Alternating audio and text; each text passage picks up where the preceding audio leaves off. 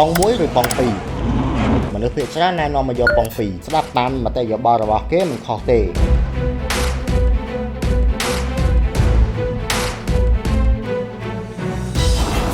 ไงนี่ยังเลิกยอลึกซิสกอลนักมาปฏิหารจำนวนที่มวยระบาลึกซิมาได้อันเอ็กบานมังหันครเลือตีซ่าอริยะการดับชนำกดมาให้กันมาตัวสับไงนี่เวียนเมียนปีจำเรือคือประเภทลักชัวรี่និងประเภทเอสปอร์ตเมียนปองมก FWD និងปองក្រោយ AWD System ហើយសម្រាប់ option ឬ trim វិញមានចាប់ពី3បតង់រហូតដល់7បតង់ហើយចំពោះ spec មានអារ៉ាប់ហើយនិងអាមេរិកអញ្ចឹងយើងមកនិយាយអំពីប៉ងរបស់វាតើយើងគួរជ្រើសរើសយកប៉ង2ឬប៉ង1ប្រភេទ Sport FWD ប៉ងមុខជំរើសប៉ង1ដំណើរការទៅមុខដោយវល់កង់ទាំងពីរខាងមុខវាមានទម្ងន់ស្រាលជាងប៉ង2កម្រិតស៊ីសាំងរបស់វាតិចជាងតម្លៃទាបជាងប៉ង2បន្តិចចូលមកដល់ Sport AWD ជំរើសប៉ង2ដំណើរការទៅមុខដោយវល់កង់ទាំង4ដោយសារវាជា AWD System អញ្ចឹងប្រព័ន្ធជើងក្រោមរបស់វាមានលក្ខណៈស្មុគស្មាញជាងប៉ង1ទម្ងន់ធ្ងន់ជាងប្រមាណ40ទៅ50គីឡូក្រាមមានសន្ទុះស្ទុះជាងហើយក៏ធ្វើឲ្យស៊ីសាំងជាងផងដែរវាមានលំនឹងជាងអំណោយផលជាងក្នុងការធ្វើដំណើរលើផ្លូវរអិលដោយសារភ្លៀងឬព្រិលក៏ដូចជាផ្លូវភក់ផ្លូវរលាក់ off road ជាដើមប៉ុន្តែវាមិនមែនជាសម្រាប់ឡាន off road ឲ្យចំតែម្ដងទេអញ្ចឹងចូលមកដល់ការសម្រេចចិត្តចំពោះអ្នកដែលចុះខេត្តញឹកញយ